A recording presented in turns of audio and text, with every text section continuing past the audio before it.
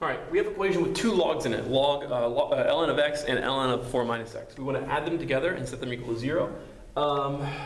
You might be thinking, what do I do to start this guy? Well, remember that one of your log rules is that anytime you add two numbers, anytime you add two logs of the same base, you multiply their arguments. So this is going to be ln of x times 4 minus x equals 0. Okay, so now I have ln of 4x minus x squared equals 0. At this point, I want to get my hands on the x that's trapped on the inside of this parentheses. I can do that by doing e to both sides. E to both sides is going to cancel this ln. So canceling the ln gives me 4x minus x squared. My right-hand side becomes e to the 0, which is 1. Okay? I'm going to rewrite it so I get everything over to one side. I'm going to have x squared, throw over the x squared, throw the 4x over, so I end up with x squared minus 4x plus 1 equals 0. I got some bad news for you. That guy does not factor, so we're going to have to use the quadratic formula. So we have to do negative b plus or minus b squared, square root of b squared, which is 16, minus 4 times a times c. Remember, a is 1, b is negative 4, c is 1. All over 2 times 1. Negative b plus or minus square root of b squared minus 4ac all over 2a. All right, so let's go over here and see what comes of this. Negative 4 is positive 4 plus or minus 16 minus 4 is 12, which is the same thing as 2 square roots of 3 over 2, which simplifies to 2 plus or minus 2 square roots of 3. Now, got to be very careful here. Root 3, I goofed. Don't make this mistake. And this is one of the rules I tell you, don't ever, ever, ever make this mistake. I said 4 divided by 2 is 2. That's right. But I need to also cancel that 2 from this as well. So this becomes 2 plus root 3, not 2 plus 2 root 3. All right, mistakes happen. Okay, so remember, don't make that mistake. If you're going to divide 2 into this numerator, make sure you divide it into both terms up there. Okay, 2 plus or minus root 3. 2 plus root 3 is 2 plus 1.7 is about 3.7. And 2 minus root 3 is 2 minus 1.7, so about 0.3. We all have to make sure that when we're dealing with logs, that whatever value of x we get, so it solves our equation, is part of our domain, actually is allowed to be plugged into the original equation. Now, the original equation was ln of x plus ln of 4 minus x. Okay. Can I plug 3.7 into there? Yeah, I get ln of 3.7, which is fine. Can I plug 3.7 into here? Yeah, that's fine as well. 4 minus 3.7 is 0.3, so we're happy there. Can I plug 0.3 in for here? Yeah, ln of 0.3 is okay, as long as I'm plugging in a positive number, or as long as I'm getting a positive number when I plug in, not a negative. 0.3, when I plug it in here, 4 minus 0.3 is 3.7, so we're happy. When I plug in both of these numbers into this equation, I don't get an ln of a negative number, so I should be fine. And in fact, both of these work because I don't get any problems by plugging them in. If for whatever reason we got, say, 4.4 out as a value of x, you can't see it. If I got 4.4, x equals 4.4, it's safe to plug in here, but it's not safe to plug in here. 4 minus 4.4 is a negative, and that would cause this natural log to be undefined. So we would actually exclude 4.4 if it happened to be an answer. But remember, you always need to be checking to make sure that when I plug these values of x back into the original, I'm not running into any domain issues. All right. Oh, and you know what? To make this a little more fun, in case you want to do an extra problem, what if I had said, for this problem, instead of ln of x plus ln of 4 minus x, what if I said ln of x minus ln of 4 minus x? What if I asked this question? Could you do it?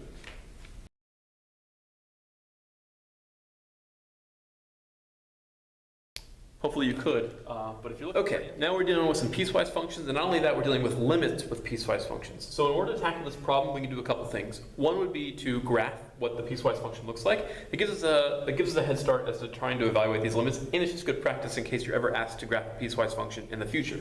So let's do that. So I'm going to go ahead and draw some axes over here. Here we have negative x, which is a downsloping line, a line with a slope of -1, and it's going to be graphed up until x equals -1. My usual technique for this is to say, what happens at x equals -1? So when I plug in -1, I get -1, which is +1. So at -1, I get 1. And it's going to be a filled-in circle because I have x is less than or equal to negative 1. Now, before we continue with this piece, let's actually look at the middle piece for a second and figure out what corresponding value is going to occur at that junction point of negative 1. And then, by the way, that negative 1 is a junction point because it's where we switch from this piece to this piece. So I want to examine what happens when I plug in negative 1 into this piece, even though I'm technically not supposed to. So negative 1 squared is 1, 3 minus 1 is 2. So at negative 1, I would get a value of 2, except I'm supposed to have an open circle here because it says negative 1 is less than x, strictly less than, not equal to. So I'm not allowed to include the negative 1. That's why I put an open circle there. Okay, let's continue with plotting this first piece though. So this first piece is a line with a slope of negative 1 and no y-intercept, so it's just this guy. Okay, so that piece is taken care of. This next piece is a parabola, but it's a parabola, well, first thing is, you know it's a parabola because it's an x squared, right? As soon as you see an x squared, we know it's a parabola. But it's also, there's also a negative here in front of it, so it means it's a downward opening parabola. So we can probably expect some sort of shape like this. But we could also, if we weren't too confident about that shape, we could also just plug in other points. What's another value of x we can plug in? What's another value between negative 1 and 1? Well, clearly 0 will work. I'll plug in 0. 0 squared is 0. 3 minus 0 is indeed 3. So that point that I plotted here works. And so I can feel pretty confident about plotting this the way I did. If I, again, didn't feel good about plotting an upside down parabola, it's always just good to put some points down and play the connected dots later. What else could I plug in? Well, I know this is x equals 1 and it says x is strictly less than 1. We're going to plug it in anyway because we want to see what would happen if we were allowed to plug in 1 at this junction point. So this is another junction point which I want to highlight. What if we were allowed to plug in x equals 1? What would we get? 1 squared is 1, 3 minus 1 is 2. So we would have 1, we'd have 2, but it's an open circle again because it's strictly less than 1, not included. Okay, last piece is 2 square roots of x where x is larger than 1. Okay? Great. All right. Anyway, so we have 2 square root of x where x is larger than 1. Let's plug in 1, even though once again, it's not included. X is strictly larger than 1. I'm not allowed to plug in 1, but I want to see what would happen there anyway and put an open circle there. So let's plug in 1. The square root of 1 is 1. 2 times 1 is 2. So we get 1 comma 2. There's already an open circle there, but we'll just add, we'll kind of put it on top just to remind ourselves that point corresponds to where the 2 square roots of x start. Now, square root of x, you should remember, looks something like this. So we should kind of expect that to continue the rest of our graph. So this is our piecewise function. This is what our piecewise function looks like. And now with our graph kind of complete, let's go ahead and evaluate these limits. So over here we want to evaluate the limit as x approaches 2 from the right. Okay, so here's 2. Notice that because there's no jump discontinuity, there's no hole, there's nothing like that over here, the limit is simply what the value of the function is at this point.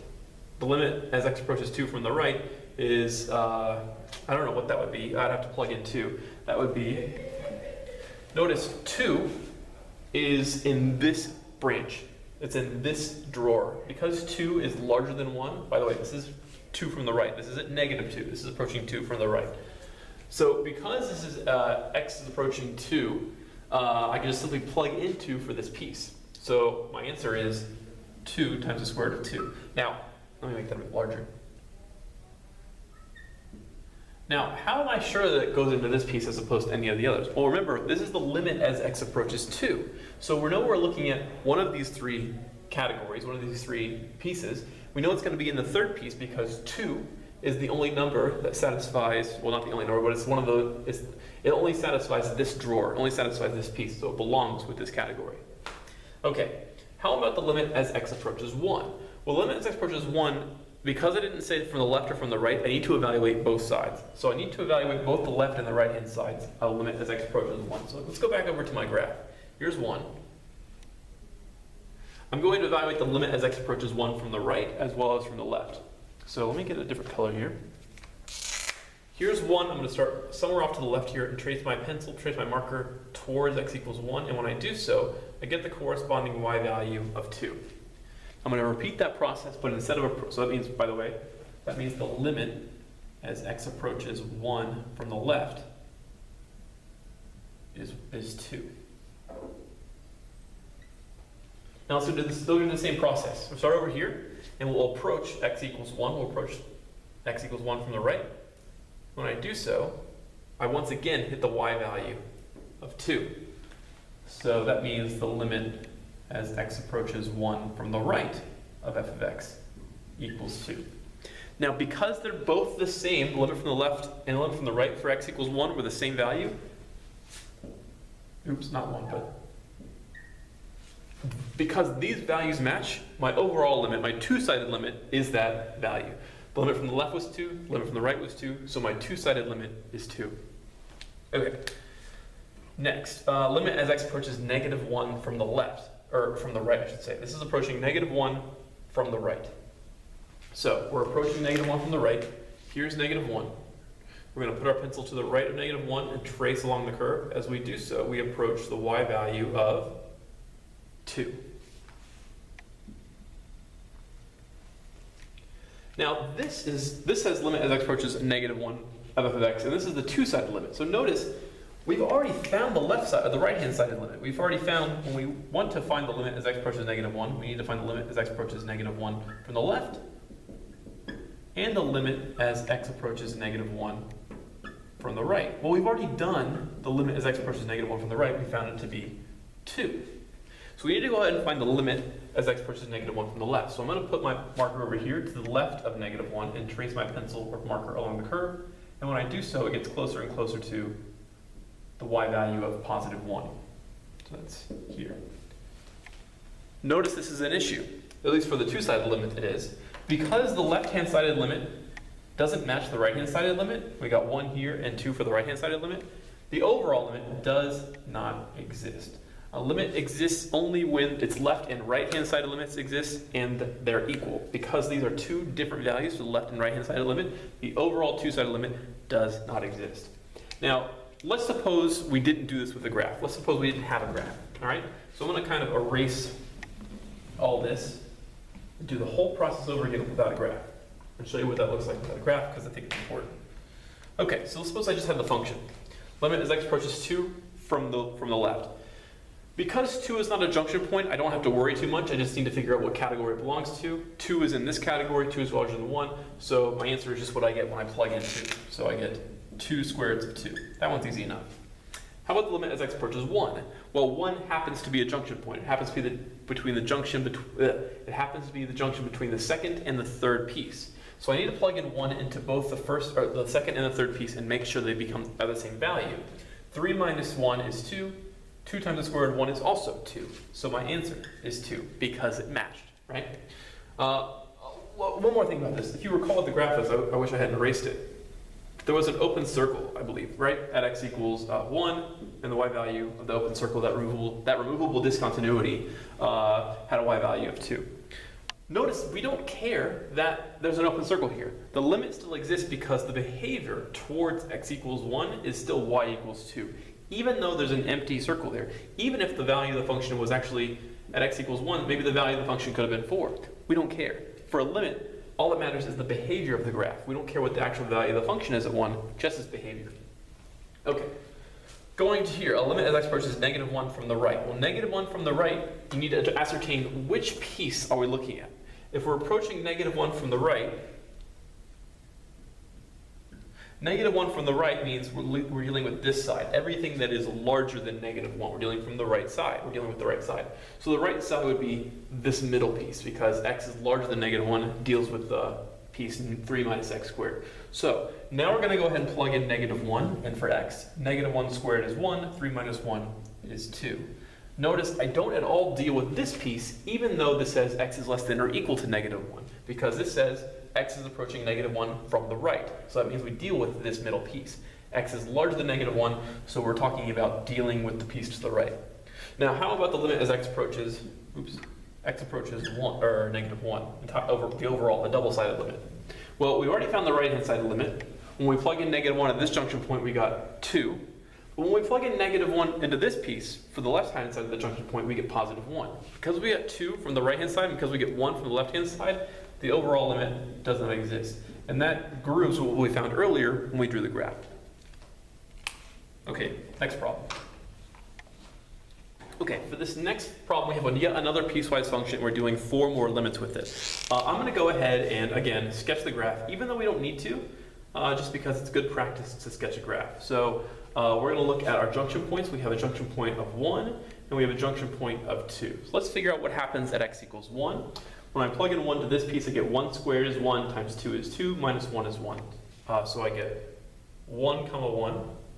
And we're going to put an open circle there because x is strictly less than 1 for that piece. Let's look at the next piece. When I plug in, so my junction point is 1, I'm going to plug it into the second piece here. 1 over 1 is 1. And once again, because it says less than, we're going to put an open circle. Well, we already have an open circle here, so that's fine. That junction point is probably just going to be a removable discontinuity. Let's look at the other junction point. 2 is our next value of x. When I plug in 2 for x, for this junction point, I get 1 over 2 is 1/2.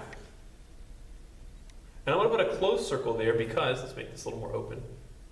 I'm going to put a closed circle here at 2 comma 1/2 because it says less than or equal to 2. So I'm supposed to close that point. And then this says x is larger than 2. Well, you know what? This is always 1 no matter what value I plug in. So I get 1 at x equals 2. And it's going to be an open circle because it says x is strictly larger than 2. Okay, so I know I've got all these dots here and it seems a little confusing, but we're going to play a game of connect the dots in a second to figure out what's going on. Okay, so 2x squared minus 1 is a parabola, you should know that, and it's a parabola with a y-intercept of -1, and it's a little steeper than usual. And again, you could just plot points if you wanted to. You could plug in 0 to get 0 comma -1, you could plug in -1 to get -1 comma 1, and voila, here is your parabola. And then we stop here at x equals 1. The next piece is 1 over x. 1 over x is a graph you should also know. Looks something like this. So we are looking for the piece of 1 over x that sits between x equals 1 and x equals 2. This piece. Okay? And then lastly, we have our last piece is just 1, the plane number 1. So that is a horizontal line. If I just said y equals 1 or y equals 7, it's just a horizontal line. What are y equals 1, y equals 7, y equals 22? Those are all just horizontal lines. So this is what our piecewise function looks like. And from here, we can go ahead and ascertain what our limits are. Limit as x approaches 3/2 of x, that's going to be, well, 3/2 is the middle here. And notice it's not at a junction point, so it's not too much something. It's not something I have to really worry about. Instead of seeing what that is, we can plug it into the corresponding piece. So I plug in 3/2. 3/2 belongs into this middle piece. 3/2 is 1.5, which is a number between 1 and 2. So 1 over 3/2 is the same thing as flipping 3/2, which is 2/3. Limit as x approaches 2 from the right. 2 from the right, so here's 2. 2 from the right would mean tracing our pen from the right, and when we do so, we approach the y value of 1. And again, we can do this without looking at the graph by ascertaining 2, I said 2 from the right, but this says 2 from the left, so I have to correct myself. This 2 from the right, if I was approaching 2 from the right, it would be 1, but I'm not approaching 2 from the right, I'm approaching 2 from the left. So pay attention, pay close attention, I clearly did not. So we're taking x approaching 2 from the left. This is a negative sign, 2 from the left. So if we're approaching 2 from the left, which side of the junction point we're looking at? This piece or this piece? We're looking at this middle piece here because the left-hand side of 2 is all numbers that are less than 2. So we're looking at this middle piece, 1 over x. And if I plug in 2 there, I get 1 over 2, or 1/2. You can also see it graphically by saying, well, if I took my pencil, here's x equals 2. If I start somewhere to the left of 2 and move toward the right, because I'm approaching from the left, I would get the corresponding y value of 1/2. Okay, how about limit as x approaches 1? Well, in order to do the limit as x approaches 1, we have to do both the left and the right-hand sided limits. So graphically, actually, we'll do graphically second. We're doing the limit as x approaches 1, so we want to check both the left and right-hand side limits, or left and right-hand side limits. So approaching from the left, let's plug in 1. 1 squared is 1, times 2 is 2, minus 1 is 1. Keep that number in mind. If it's not the same as the number we get when we take the limit from the right, then the limit doesn't exist. What's the limit as x approaches 1 from the right? Well, we plug in 1 to the second piece because approaching from the right means we're in this category. 1 over 1 is 1, which is also what we got when we did the limit from the left. So the overall limit is 1 because we have a match from the left and the right. And then lastly, we have limit as x approaches 3. 3 it belongs to one of these three categories. 3 is in this category. It's not a part of a junction point or anything. 3 is strictly larger than 2. So I don't have to worry too much about there being something colliding from the left and the right, or being something where it doesn't exist. Because 3 is larger than 2, I simply just look at what the corresponding value is when I plug in 3. When I plug in 3 into something that doesn't contain an x, it's just simply a 1, it will always be a 1. And we can see that graphically, that once we're over here at x equals 3, the y value, no matter whether we approach from the left or the right, is going to be 3. Or 1, I should say. Okay. One other thing I wanted to point out. There's something extra you can do, just as a good extra practice. What would the limit as x approaches 2 be?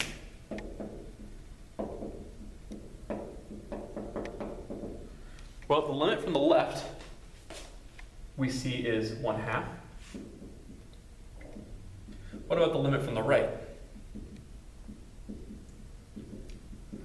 Limit from the right is 1. So because the limit from the left as x approaches 2 from the left is 1/2, and the limit as x approaches 2 from the right is 1, the limit as x approaches 2 does not exist. All right, that's that. Next problem.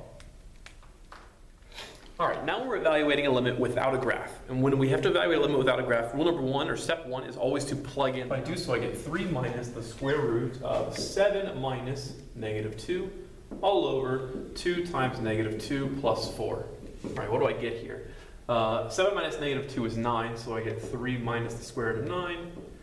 2 times -2 is -4, so I get -4 plus 4. This gives me square root of 9 is 3, 3 minus 3 is 0, -4 plus 4 is 0. So I get 0 over 0. And we know that as soon as we see 0 over 0, we need to do some sort of factoring or multiplying by a conjugate or getting a common denominator in order to simplify the expression, in order to simplify the expression in order to get something that cancels, and then we can safely plug it.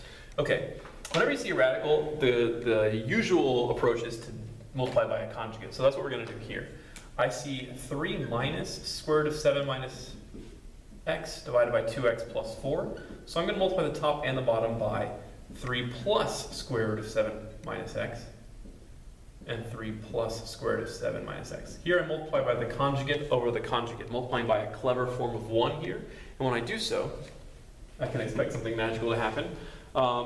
3 times 3 is 9. I'm basically foiling now. The nice thing about foiling whenever I multiply by the conjugate, though, is I don't have to worry about the oi in FOIL. So in FOIL, we do the first, inner, outer, last.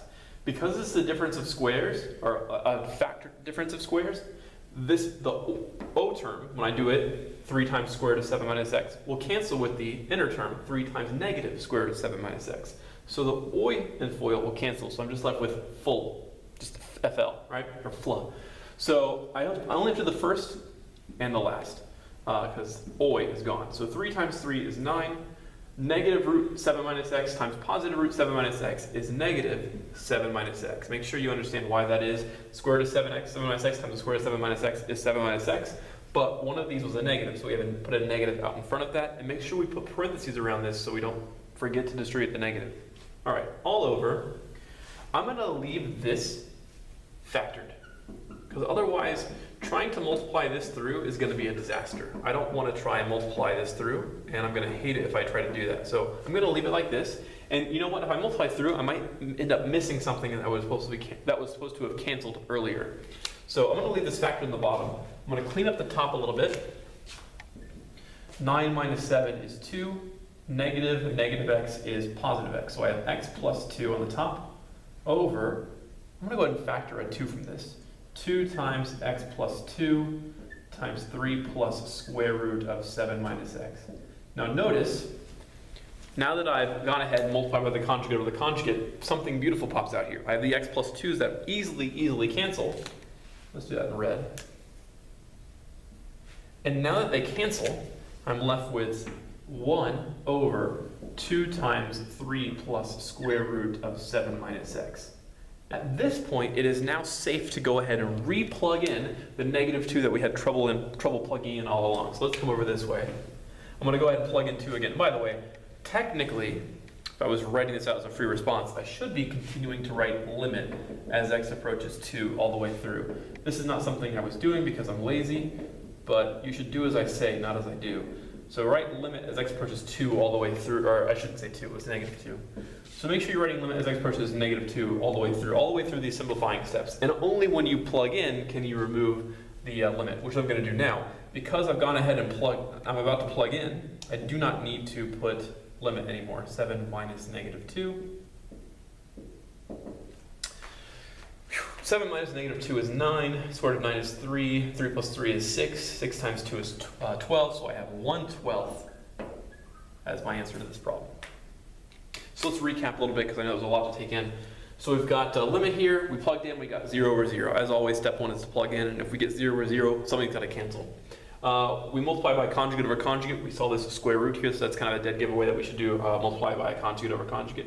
When we do so, we get this expression here. I left the denominator factored because it's going to be prettier to do so, and if I do, I can see that the x plus 2's cancel. Now it's safe to re-plug in, and when I do, I get 1/12. Remembering to continue to write limit as x approaches negative 2 for every intermediate step. It's always important to do that until you plug in.